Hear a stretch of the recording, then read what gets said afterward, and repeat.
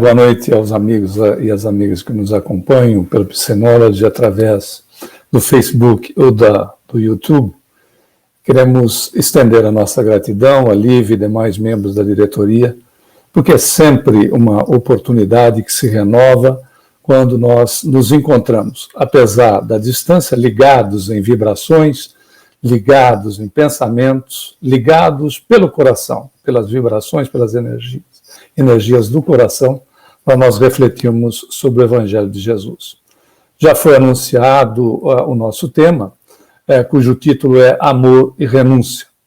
Para você que tem interesse em se aprofundar no estudo, nas leituras, na realidade, você vai encontrar esse tema, você vai encontrá-lo no livro Boa Nova, essa obra de Humberto de Campos Espírito, através da psicografia de Francisco Cândido Xavier.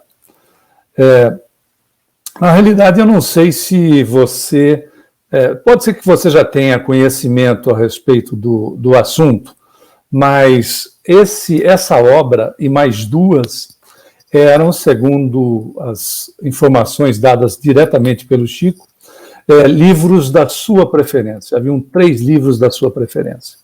O primeiro, Paulo Estevão, o segundo, a Boa Nova, cujo capítulo 12º nós fomos buscar exatamente a base para esse nosso tema, e o título do 12º capítulo do Boa Nova é exatamente esse, Amor e Renúncia.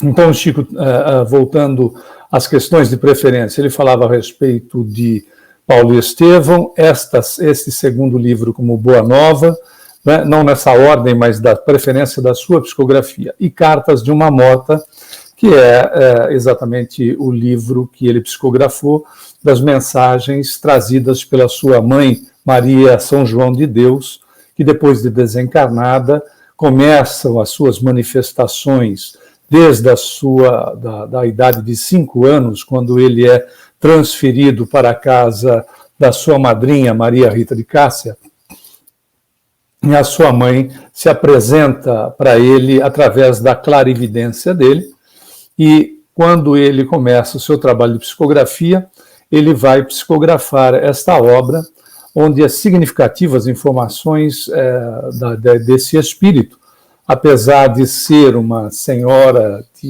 analfabeta, uma pessoa com um trabalho muito, muito simplório de lavar roupa para fora, se mostrou um espírito de alta envergadura, sendo convidada a visitar civilizações de outros planetas que ela narra, evidentemente, nesta obra psicografada pelo próprio filho.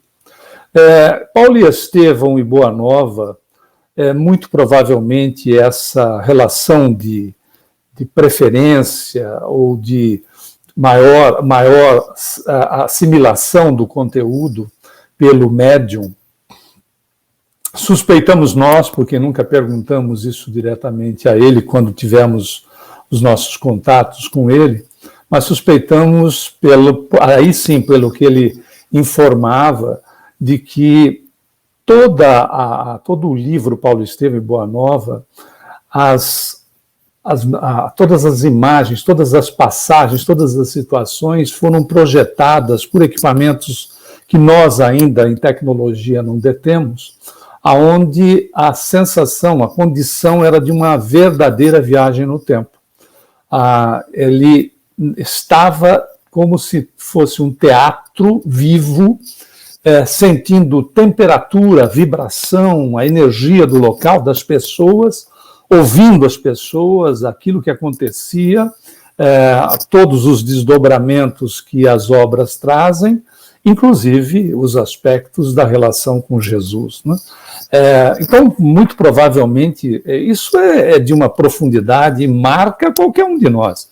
Imagina a pessoa psicografando, médium psicografando e tendo esta possibilidade. Esta condição, no caso de Paulo Estevão, especificamente quando ele comentou conosco, se deu até porque o Emmanuel não queria nenhum tipo de interferência, porque apesar dele ser um médium agindo por vezes mecânico, por vezes trabalhando como semimecânico e até mesmo por intuição, o Emmanuel não queria, no caso do seu trabalho mecânico, né, a interferência da sua imaginação, porque, apesar da condição mecânica ou semimecânica, a mensagem passa pelo médium, que pode imaginar determinadas cenas.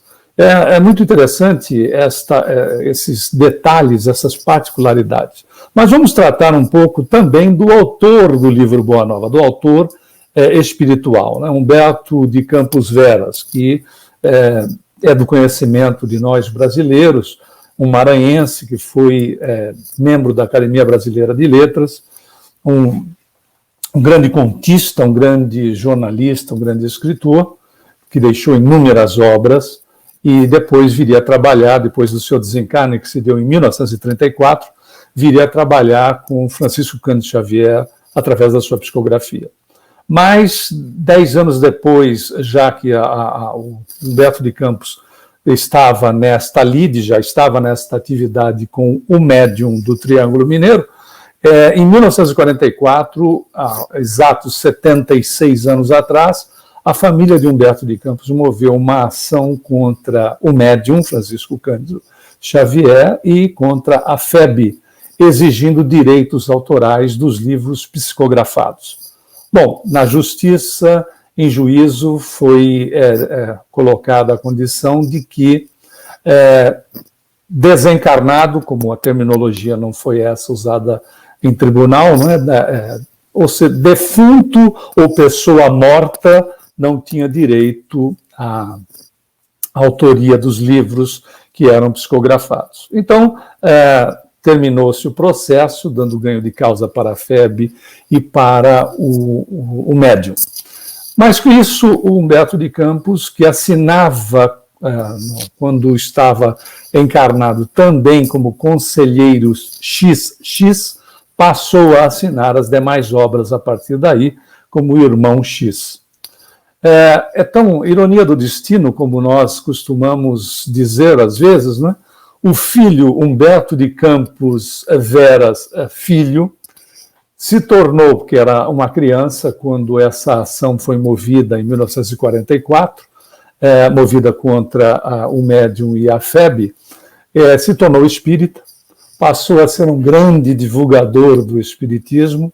Ele também já se encontra na pátria espiritual, passou a ser, como dissemos, um grande divulgador do espiritismo, inclusive das obras do seu pai e, obviamente, das obras de outros autores, pela psicografia também de Chico Xavier. Muito bem, pegando o capítulo efetivamente, não é? Depois de falarmos um pouco sobre as obras, pelo menos 3 delas, e falarmos especificamente do autor desta, que é Boa Nova, nós temos como início do capítulo a passagem ou o primeiro movimento de Jesus na sua missão. Um dos primeiros, né, relatados pelos apóstolos, né, pelos evangelistas, pelos 4 evangelistas, o primeiro movimento de Jesus da sua missão vai se dar num casamento, conhecido como Bodas de Caná, né, em Caná. A sua mãe havia sido convidada, bem como a família, e a família de Jesus, né, era muito amiga dos nubentes, dos noivos, e da família também dos noivos. E Jesus vai comparecer à festa, Maria lá já se encontrava, quando Jesus chega com Pedro, porém havia um contratempo na situação da festa, porque dependendo da condição financeira dos nubentes, uma festa de casamento poderia durar até 7 dias, para se ter uma ideia. Ia depender exatamente do poder aquisitivo dessas pessoas. E quando Jesus chega, Maria vai conversar com o filho, né? Essa relação é uma relação interessante, né? Porque é uma mãe conversando com o filho. Dá para imaginar que o filho desta criatura era exatamente o Senhor planetário, E claro, né, Maria também um espírito de grande envergadura, porque para receber, tanto ela quanto José, para receber o Senhor planetário como filho, tem que haver um grau de evolução para todo esse relacionamento acontecer, né? É a obviedade da situação. Então Maria vai conversar com o seu filho, essa parte é extremamente tocante. Se é tocante para nós que não temos a experiência da maternidade por estarmos num corpo masculino nesta existência, e não temos assim a questão de poder avaliar o que seja a maternidade, a não ser daquilo que as mães nos falam. Mas deve ser algo assim extremamente, muito mais tocante do que, obviamente, para o pai. Não que não seja para os pais, mas é que não se pode, não há como se negar, não é, de que aquela criaturinha sai das suas entranhas. Então toda a relação, por isso que é interessante, né, porque a mãe é um médium de materialização para Deus. É a médium de materialização, porque ela oferece, ela materializa o corpo para que o espírito aí venha a habitar, né? Para que Deus possa aí designar o espírito. Então é fantástica essa relação, entre outros aspectos, citados inclusive pelos próprios espíritos. Então a sua mãe se aproxima de Jesus e diz que o vinho havia acabado. Isso era um problema, não era pela bebida em si, mas o vinho tinha uma representatividade muito alta numa festa de casamento, nesse tipo de comemoração. A falta, o término do vinho antes do término da festa era considerado de mau agouro, era considerado de má sorte para os noivos. Então tinha uma simbologia extremamente significativa para o produto, não para que as pessoas ficassem bebendo ou se embebedando com ele, mas o produto em si tinha esse significado muito forte. E a falta dele, como dissemos, não é, antes do término das comemorações, era de fato um problema para o anfitrião, os anfitriões, e também para essas questões voltadas até de natureza um tanto mística, né, de má sorte e coisas assim. E aí ela pede para que Jesus tome uma atitude. Claro, nós estamos colocando nas nossas palavras aqui. Tome uma atitude e ela pede para que os servos, as pessoas que trabalhavam na festividade, na festa, pudessem fazer aquilo que ele pedisse. E, de fato, há o processo da transformação da água em vinho. Bom, nós precisamos aí fazer algumas ponderações para que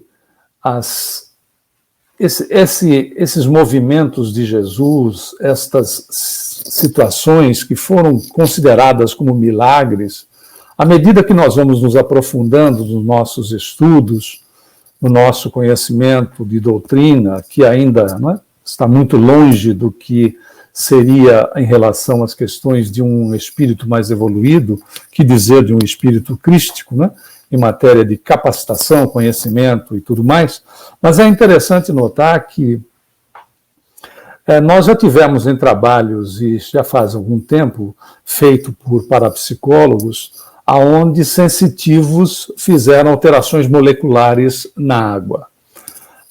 Mas, claro, ninguém transformou a água em vinho, senão a indústria vitivinícola estaria devidamente quebrada, devidamente falida. Mas houveram alterações moleculares na água. Para nós espíritas, esta realidade, não da água em vinho, mas esta realidade na água fluidificada ou magnetizada, depende da terminologia que a pessoa gosta de se utilizar, ela não é uma novidade para nós quando nós, por exemplo, temos o hábito do evangelho, da prática do evangelho no lar. Quantas vezes você que está nos acompanhando, seja no centro, diretamente aí no centro, ou através das redes sociais ou do YouTube, você já não teve essa experiência? da água comum, normal, ao término da reunião, está, por vezes, com características de gaseificação, como se ela fosse gaseificada, ou, por vezes, pessoas nos relatam, quando não acontece conosco, não é? Da água possuir sabor de medicamento ou de alguma planta, de alguma erva, ou às vezes até mesmo de alguma flor. Né? Ter odor de ervas, de flores ou de medicamento mesmo e sabor de medicamento. Claro, isso não significa que se a água do evangelho, do seu evangelho no lar, não teve nenhuma dessas alterações, né?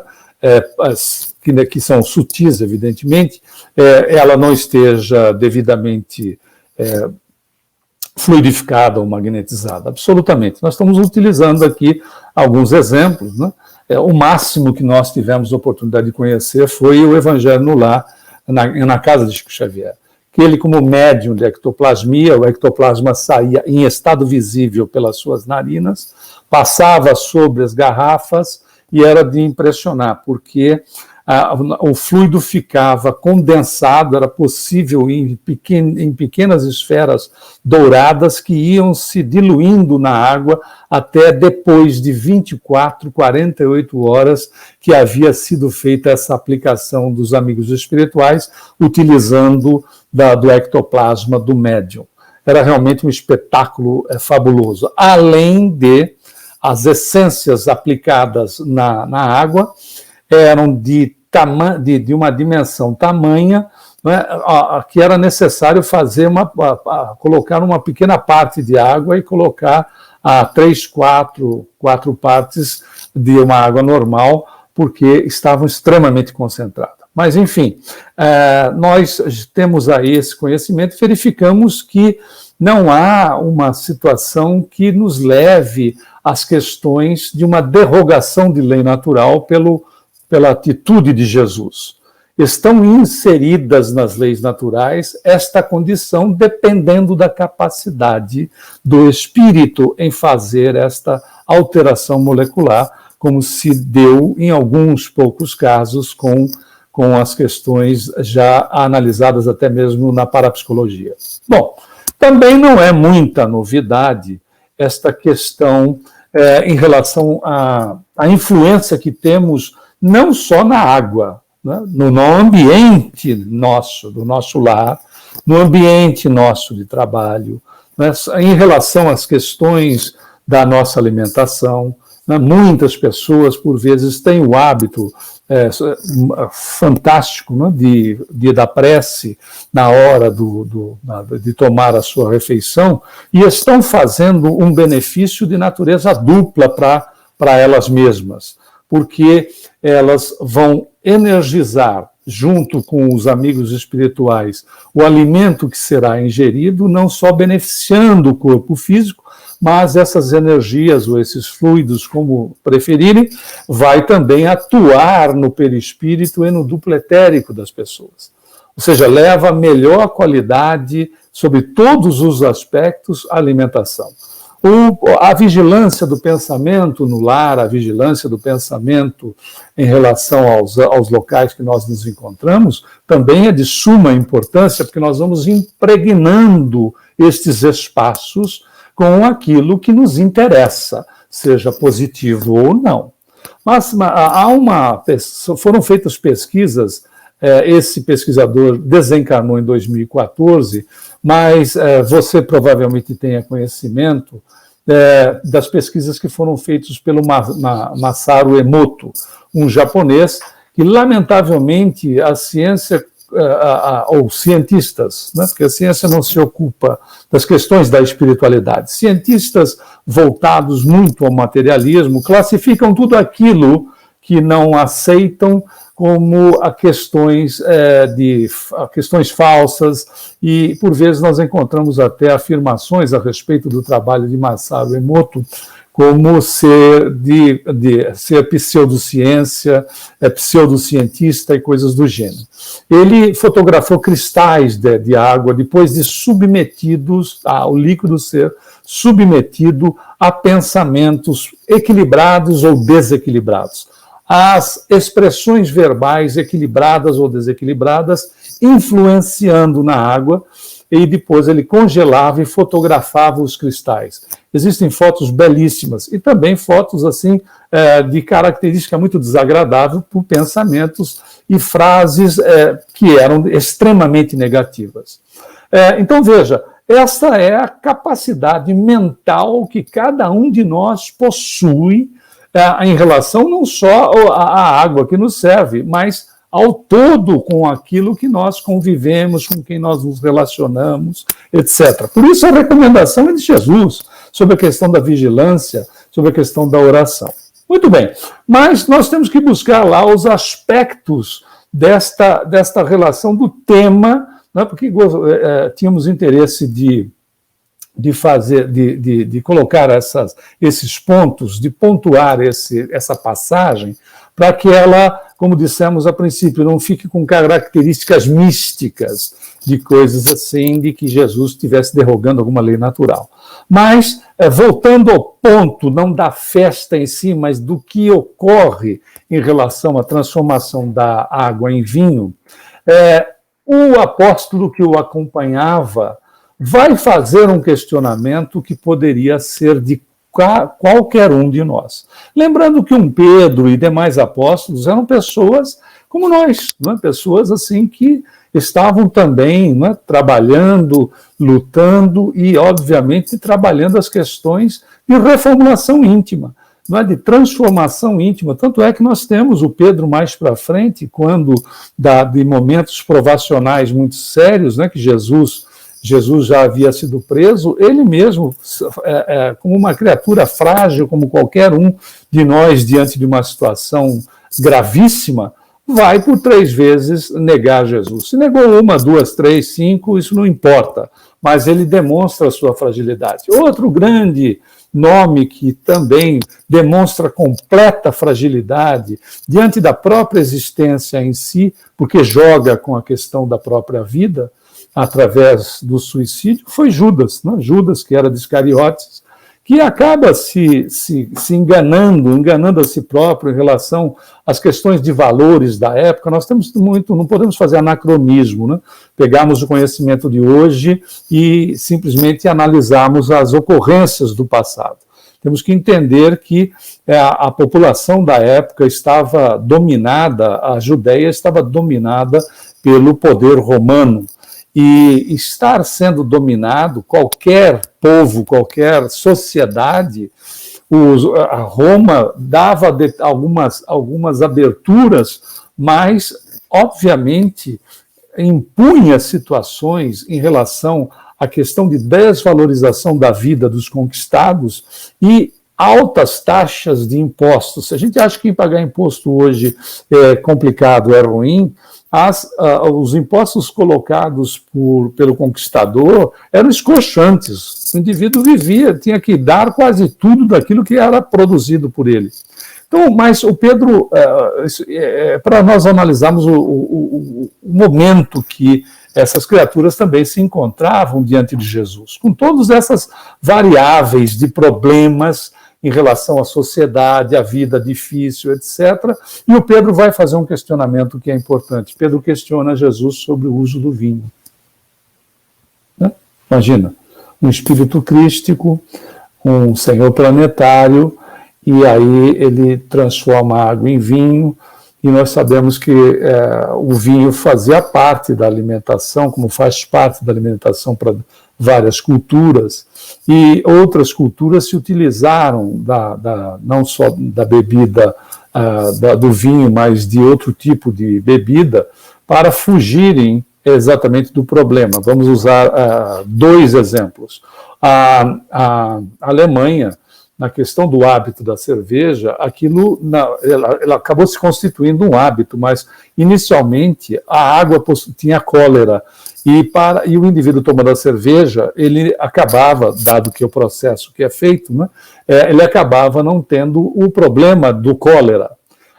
Também tivemos epidemia do cólera num período em que o codificador, Allan Kardec, se encontrava reencarnado na França, onde determinadas culturas, como a francesa, por exemplo, ela e tantas outras, utilizam do vinho como fazendo parte da sua alimentação. No entanto, nós temos que entender o questionamento de Pedro, que poderia ser nosso, e também temos que utilizarmos do nosso conhecimento científico atual. Ora, nós já produzimos de há muito tempo, porque existem algumas colocações de que Jesus não teria transformado a água em vinho, que isso é simbólico, e outras colocações do tipo de que ele tinha feito suco de uva e coisas assim. Ficar navegando muito na maionese. O ponto é focar no que nós temos de informação e ponto. E que Humberto de Campos faz uma confirmação através da psicografia de Chico Xavier. Se não fosse uma realidade ou acontecimento, Humberto de Campos, ou fosse meramente simbólico, ele teria tocado nesse assunto. Não há necessidade de dar continuidade numa informação que, por vezes, é altamente questionada. Mas com o nosso nível de conhecimento, e já de muito tempo, mais de 2, 3 décadas, nós já produzimos não só o vinho, como também a cerveja sem álcool. Porque, imagine se Jesus é o Senhor planetário, com o nível de conhecimento dele, se nós chegamos, né, nesse grau, imaginemos um espírito, não é, crístico, um nível de conhecimento. Poderia ter sido oferecido um vinho de altíssima qualidade, sem álcool, que fosse prejudicar quem quer que seja. Mas o Pedro faz o questionamento, e como tudo em Jesus, né, era voltado para a metodologia educacional. Jesus educava-nos, educa e continuará educando, porque as suas verdades são eternas, e logo, se nós somos imortais, elas estarão como base para todos nós, à medida mesmo que nós fomos evoluindo e agregando maiores conhecimentos em relação a nós mesmos, né, a questão do autoconhecimento, das nossas capacitações. A realidade é que o alicerce do edifício nunca é retirado, por mais andares que nós possamos, né, edificar, construir. Então, os ensinamentos de Jesus eram para todos os momentos, e ele, como um mestre que era, até porque ele aceita esta denominação, foi a única que ele aceitou, a de rabi ou de mestre, efetivamente ele se utilizava de cada oportunidade para ensinar. Que ele houvesse produzido vinhos sem álcool, que acreditamos particularmente, acreditamos que tenha sido uma realidade, e que não há necessidade de ficar elaborando sobre se era, não era, se tinha ou não tinha, e coisas do gênero, mas aproveitando o ensinamento do Cristo sobre o questionamento do apóstolo. Como é que Jesus vai se posicionar? Jesus fala sobre a valorização dos amigos e a aplicação do amor a eles. Olha a situação que ele pega no questionamento do vinho e diz para o apóstolo que o vinho representaria a alegria entre os amigos, uma forma de agradá-los. Não é fantástico? A criatura que ama, ela engrandece a si mesmo, engrandecendo as relações, engrandecendo as pessoas com as quais se relaciona.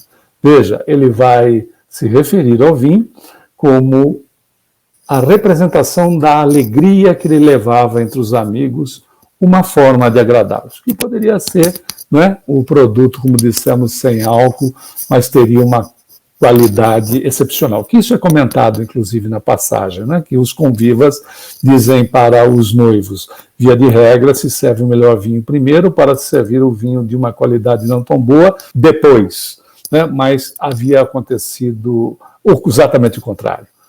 O vinho de grande qualidade estava sendo servido depois.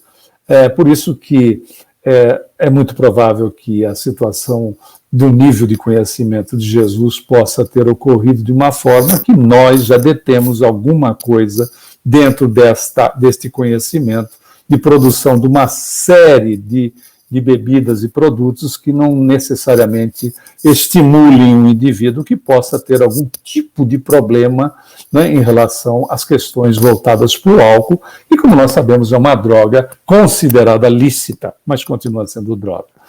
E aí é interessante notar que, já que Jesus toca no assunto em relação às questões da valorização dos amigos, né, de agradá-los, o Pedro aproveita a oportunidade para lançar um questionamento já muito em paralelo ao ensinamento de Jesus, mas já buscando uma outra ponta, uma ponta muito comum por vezes, que é relacionada à questão da ingratidão. O Pedro questiona Jesus sobre a ingratidão dos amigos.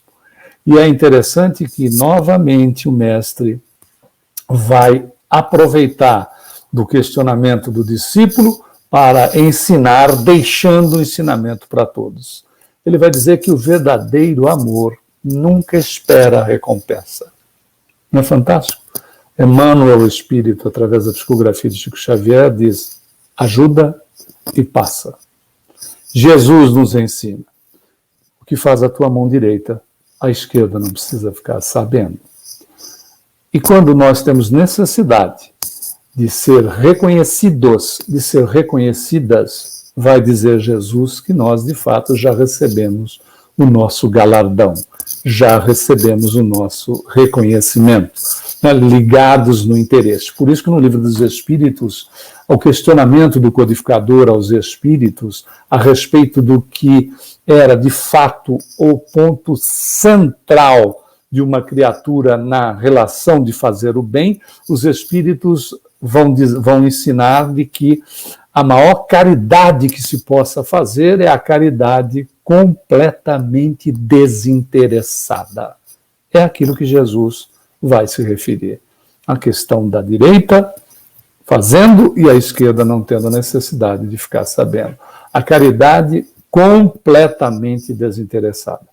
Por isso que Jesus vai reforçar para o discípulo: o verdadeiro amor nunca espera a recompensa.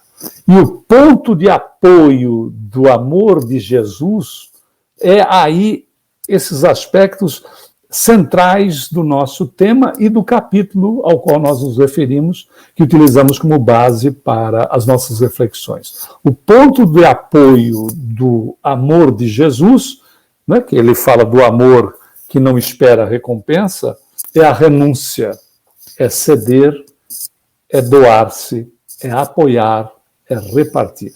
É simplesmente fantástico, né? O amor não espera recompensa e o ponto central de apoio do amor que o Cristo nos traz é exatamente a renúncia.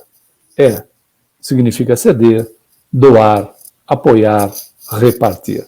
E é uma realidade. E vai depender, claro, nesses exercícios do doar-se, do repartir, né, do ceder, vai depender da evolução de cada um de nós, né? Nós gostamos muito e repetimos em palestras, mesmo em aulas, uma das frases assim, entre tantas, de Chico Xavier, que nós achamos fantásticas, porque ela nos leva às reflexões importantes a respeito daquilo que nós podemos ou realizamos. Ele diz que Jesus não pediu muita coisa. Ele não pediu que nós escalássemos o Everest ou nos sacrificássemos. Ele só pediu que nós nos amássemos uns aos outros. Então é óbvio, diante de figuras que são mais expressivas, né, cada uma no seu ponto de evolução. Se formos buscar figuras pelo planeta, podemos nos lembrar de um Mahatma Gandhi, por exemplo, né, desencarnado em 1948, o libertador da Índia pelo Pacto da Não Violência, e desencarnou em 1948 por violência de fanáticos. Ou então um Chico Xavier, né, que dedicou também a sua vida para o semelhante. Criaturas que passaram por muitas dificuldades, entre tantas outras, né? Nós temos assim uma infinidade de exemplos que são alavancadores de evolução. né, mostrando das possibilidades que cada um de nós tem e das nossas realizações que podem se dar de acordo com as nossas possibilidades, né? Fazendo a renúncia desses grandes nomes, como uma Madre Teresa de Calcutá, um Francisco, né, um Papa Francisco, uma Irmã Dulce, e tantos outros que passam ou passaram pelo planeta. O nível de renúncia deles é altíssimo, que vivem para a sociedade, vivem para a coletividade.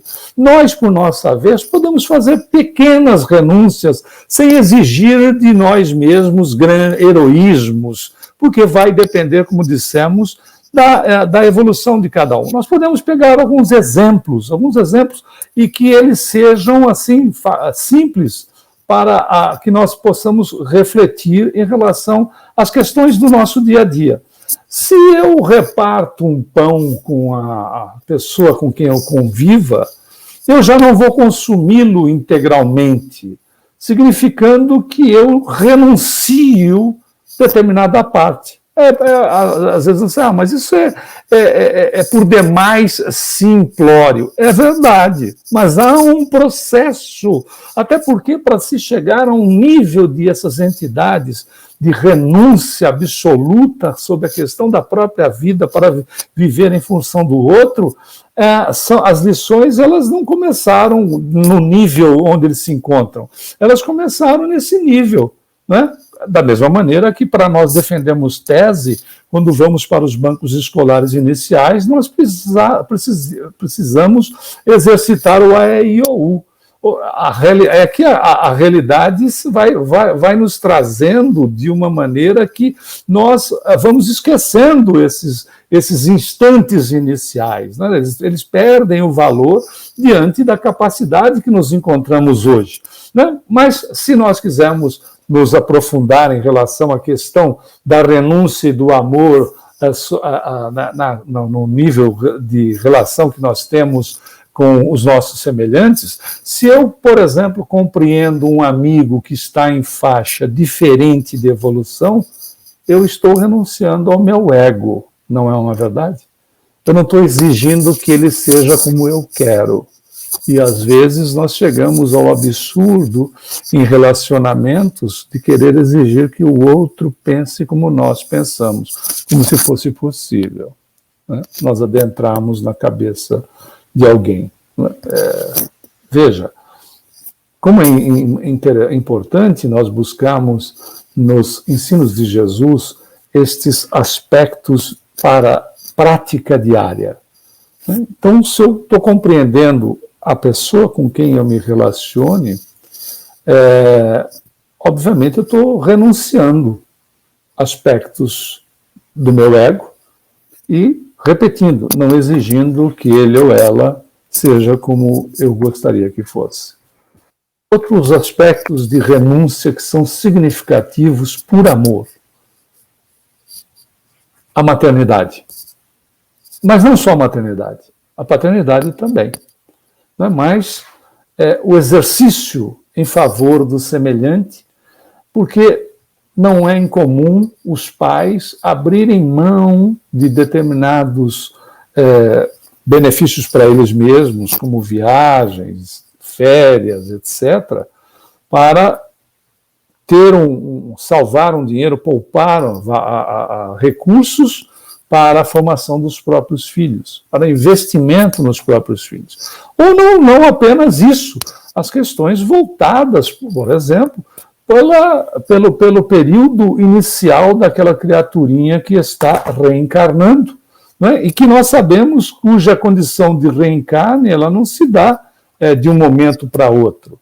O espírito, quando inicia a sua reencarnação, nós podemos conferir lá em André Luiz, no capítulo 13 do livro Missionários da Luz, cujo título é Reencarnação, quando ele inicia a reencarnação, a mamãe ainda não está no estado gravídico. Aliás, sequer ocorreu a relação sexual entre o casal para que a gravidez tenha início.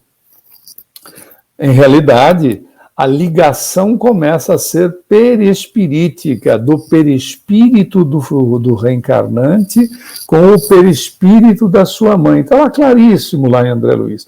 E tanto é que muitas mamães, e você que está nos acompanhando, por vezes já passou por uma experiência, de ter sonhado com o filho ou a filha antes, muito tempo antes de engravidar, e às vezes tanto a criança, o menino ou a menina, ainda pediu para que você colocasse o nome dele de João ou de Maria, né, como exemplo. Isso não é incomum, nós encontramos mamães que sonham até com o nome que a criança quer, não é que a criança, ou que seja, que o espírito quer ser chamado, quer ser conhecido. E todo esse processo reencarnatório, conforme nós sabemos com o André Luiz, vai ser, né, finalizado mais ou menos aos 7 anos de idade. Quanto se exige dos pais, né, ou de uma mãe em renúncia por amor? Veja que esses dois componentes estão presentes na nossa vida, e que nós temos a possibilidade de exercitá-los, porque a nossa condição evolutiva já nos traz essas conquistas, a conquista da própria família, né, que é uma conquista dos espíritos, ou seja, de todos nós, o valor que tem a família. Tanto é que nós podemos ver esses desdobramentos na própria história de Jesus, né? Mas uma outra condição de que, nesses questionamentos que Pedro faz a Jesus sobre a ingratidão e tudo mais, Jesus ainda dá continuidade nesse capítulo referido da obra Boa Nova, dizendo que se todos os amigos nos abandonassem, ainda assim nós teríamos a alegria de ter-lhes dado alguma coisa.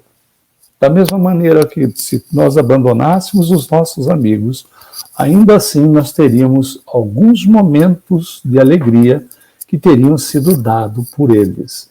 Veja a importância, né, desta relação, até porque amigo é um tesouro incalculável de valor. Por isso que às vezes nós temos poucos amigos e muitos colegas. Mas os amigos são a riqueza e o maior valor que nós temos em nós não é dar a nossa amizade, o nosso amor, a nossa renúncia, não só para aqueles que constituem a família parental, não só na questão da consanguinidade, porque cada vez mais conscientes nós vamos vendo que a sociedade familiar ela é extensiva àqueles com os quais nós nos relacionamos e com os quais nós não temos uma relação direta para verificar que nós fazemos parte de um todo, vide o caso da pandemia.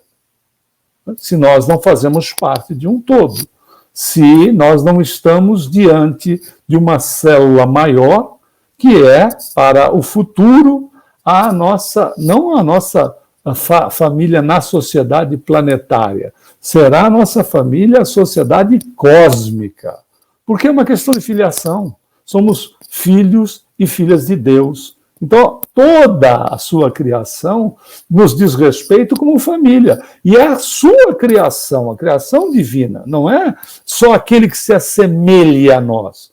Toda a sua criação, né? Esteja no reino em que estiver, merecendo, evidentemente, o nosso respeito, o nosso posicionamento de extensão de amor, ensinado por Jesus. Ama a Deus sobre todas as coisas e o próximo como a si mesmo. O próximo é toda a criação de natureza divina. E nós sabemos que quando nós vamos exercitar, vamos praticar amor para com o próximo, nós estamos louvando a Deus, que nós definimos, mas ainda não racionalizamos no nível como racionalizamos o nosso semelhante. Por isso que exemplos não nos faltam. Nós gostaríamos até mesmo de indicar uma outra obra que é belíssima como história e belíssima como resgate e como amor, como renúncia através de muito se amar. Se você tiver a oportunidade, eu já não tiver lido, a obra se chama Renúncia, de Emmanuel Espírito, pela psicografia de Francisco Cândido Xavier, que é o resgate de Pollux, que está no Baixo Umbral, por Alcione, que vivia em Sírios, que vive em Sírios, porque ela voltou para lá. Esta passagem se dá no reinado de Luís XIV, na França, que é entre o período de 1638, que viveu no período de 1638 a 1715. Nós não vamos contar o livro, se você não leu, mas as demonstrações de amor e da renúncia por muito se amar se desdobra nessa obra, que é simplesmente fantástica. A mesma situação nós vemos nos esforços de um Paulo de Tarso na sua mudança em relação à questão de Jesus, dos seus ensinos e daquilo que significava ser cristão, a sua alteração a partir do momento em que ele cai do camelo nas portas de Damasco, quando ele tem a clarividência, e é só ele que vê Jesus, os seus acompanhantes não têm a mesma clarividência, e Jesus o questiona da seguinte maneira, como você já sabe: Saulo, Saulo, por que me persegues? A partir desse instante, há um trabalho de modificação interior, de transformação interior, e é tão significativo o nível de renúncia e do amor que tem ele por Jesus, que entre alguns dos apóstolos ou seguidores do Evangelho, algumas vezes, não só um apóstolo como seguidor do Evangelho, se melindrou com Paulo. No entanto, ele sempre colocou Jesus em primeiro plano, sendo uma questão de consciência. Por isso que, quando nós verificamos essas questões relacionadas a ama a Deus sobre todas as coisas e ao próximo como a si mesmo, o Senhor da vida está em primeiro plano na nossa existência. E, obviamente, se ele está em primeiro plano na nossa existência, como nós já dissemos, toda a sua criação merece o nosso respeito, a nossa valorização. Até porque, quando nós valorizamos aqueles que nos cercam, aquilo que nos cerca, seja de que natureza for, nós estamos valorizando a nós mesmos, porque ninguém dá aquilo que não possui. Quando nós valorizamos, procuramos a prática, o exercício da valorização do semelhante ou das nossas conquistas, nós estamos trabalhando em nós e refletindo nas pessoas esses valores do espírito, esses valores imortais, e quebrando estruturas de orgulho, quebrando estruturas egoístas, né, onde nós nos enclausuramos o amor, e aí não renunciamos, porque vivemos, por vezes, isolados, e claro que o que estamos colocando não é genérico, não serve para todas as pessoas, né? E vivemos, por vezes, de forma tão isolada que as coisas que acontecem ao nosso redor, situações que são para verdadeiras mudanças, né, de beleza, situações que nos alertam a respeito de nós mesmos, por vezes enclausurados, nós não conseguimos ver. Ou por vezes até vemos, mas não aceitamos. Esses exemplos estão no Evangelho para todos nós, nas questões de nós nos relacionarmos, nas questões voltadas para o nosso aperfeiçoamento. Por isso que Jesus, em todos os aspectos, nos traz lições, inclusive até mesmo na cruz, mostrando-nos de que a elevação da criatura, apesar de ter sido colocado numa pena capital, aonde era reservado para cidadãos que haviam prejudicado cidadãos romanos ou haviam cometido crimes contra o Estado romano. Seria algo classificado como terrorismo em relação ao Estado ou em relação ao cidadão romano. Era reservada a cruz para essas pessoas. E Jesus é colocado numa condição dessa, mas mesmo assim ele estava elevado na condição da sua própria elevação. a cruz fincada na terra demonstrava que ele, se nós olharmos a questão da cruz, ele de braços abertos é a ponte que liga a terra ao céu, a criatura ao Criador. Por isso que ele vai nos ensinar de que ele é o caminho, a verdade e a vida.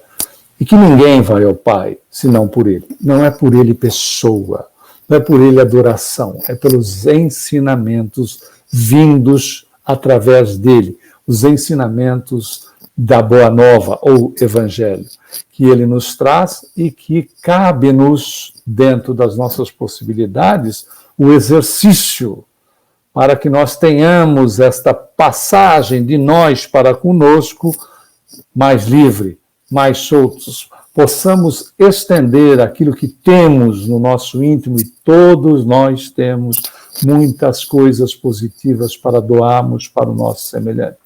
Vamos renunciar, e Jesus nos mostra que renuncia por muito amar. Sai de uma posição de fama na sua chegada em Jerusalém, quando as pessoas estendem mantos, estendem palmas, estendem objetos para que ele passasse por cima. É interessante que até nisto há uma renúncia de Jesus por muito amar. O que é que ele faz? Ele passa, mas ele não pisa sobre esses objetos. A fama não é para ele transfere para o burrinho que lhe serve exatamente de montaria. Valorizando a criação de Deus na figura do animal, que é o animal que passa, que pisa.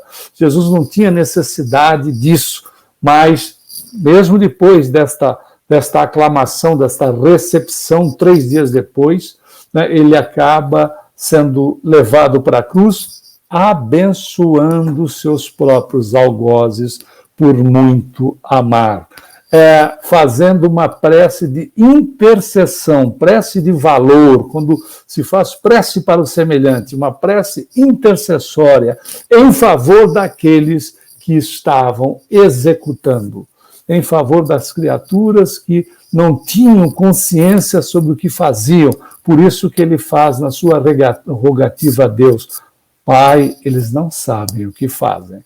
Então, para todos nós, para as nossas reflexões desses exemplos significativos, importantes, transformadores da nossa vida, nenhum de nós, se nós formos analisar, irá se iluminar no nosso planeta sem ceder, sem fazer silêncio, sem doar-se, sem repartir, sem renunciar, enfim, sem amar. Vale a repetição. Não é possível se iluminar nesta dimensão ou em qualquer outra sem que nós possamos ceder um pouco, sem que nós possamos fazer um pouco de silêncio para aquele que por vezes não tem consciência do que diz, né? Sem doar-se, sem repartir, sem dividir, sem renunciar, enfim, sem exercitar o amor. Até porque quando nós procuramos exercitar o amor, quando nós procuramos no exercício da renúncia, nós alcançamos a paz de consciência. E é exatamente essa paz que nós desejamos a você, aos seus familiares, aos seus amigos, que ela preencha o seu coração, o coração de todos aqueles que te cercam, de todos aqueles com os quais você se relaciona. Tenha muita paz, pedindo a Jesus que nos abençoe hoje e sempre.